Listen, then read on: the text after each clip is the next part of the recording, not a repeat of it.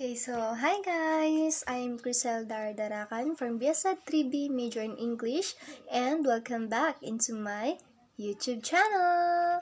Okay, so the content of this video is all about describing globalization, explain what multiliteracy is and how you can teach multiliteracy in a classroom. So, are you ready to listen? Let's go! Okay, so the first one is describing globalization. So whenever I heard the word globalization, there is one word that comes into my mind, and it is growth. Why? Because globalization is a growth on a worldwide scale. So it means that it is the speed up of movements and exchanges of human beings, goods and services, capital, technologies, and cultural practices all over the planet.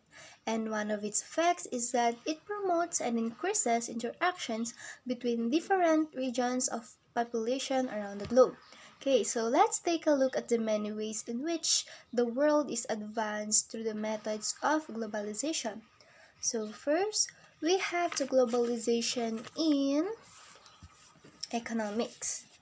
Okay, so globalization in economics, wherein interdependence among international economics is a great starting point when seeking an understanding of globalization. So, a great number of goods can be exchanged and production methods can be improved. So, here is an example. Multinational corporations operate on a global scale with satellite offices and branches in numerous locations. So, this means that multinational companies can stay open virtually 24 hours a day and services customers no matter where they are located. Okay, so next we have second is the globalization in the blending of cultures. So we have the globalization in the blending of cultures, which is the spread of new cultures. So an example is that Christian missionaries from Europe added to the globalization of Christianity as they migrated from one country to another. More and more people were converting to a new spiritual way of living. Third, we have the globalization in technology, in which it is the vehicle to globalization. So in here, we have ability to access mountains of information online.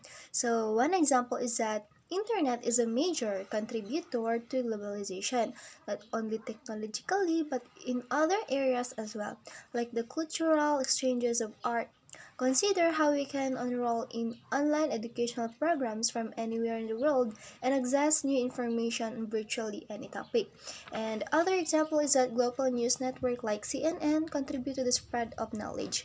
Worldwide news is reported almost instantly, if not via broadcast, then through continual updates to online news outlets.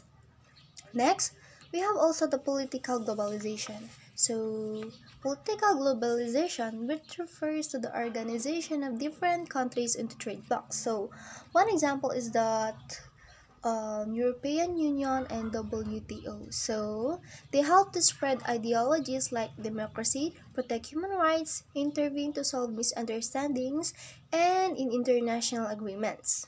Did you understand, guys? Okay, very good.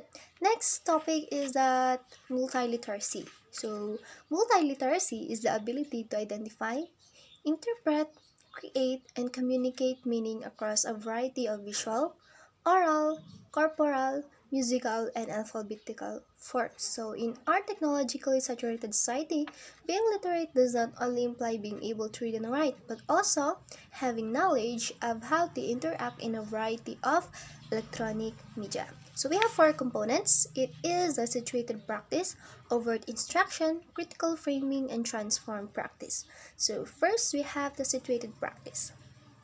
Okay, so situated practice positions students as the providers of knowledge rather than simply the teacher. They can bring many outside experiences, interests, and knowledge.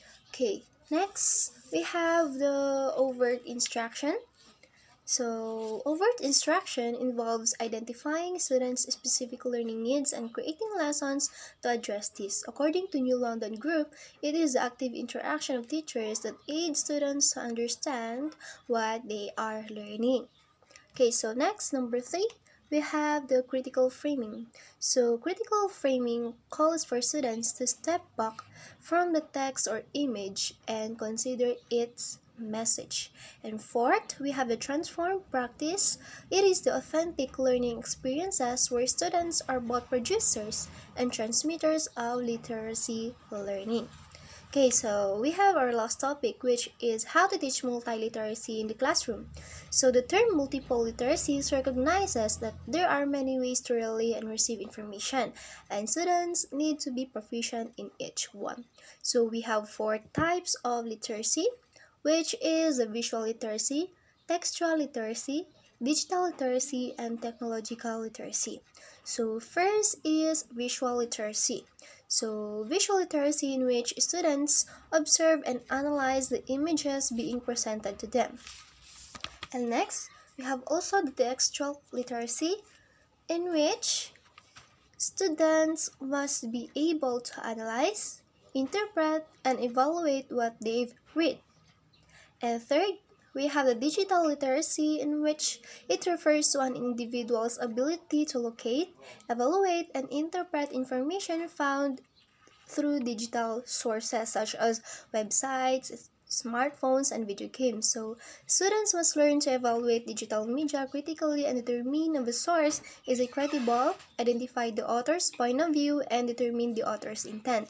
And lastly, we have the technological literacy in which it refers to a person's ability to use a variety of technologies such as social media, online video sites, and text messages appropriately, responsibly, and ethically.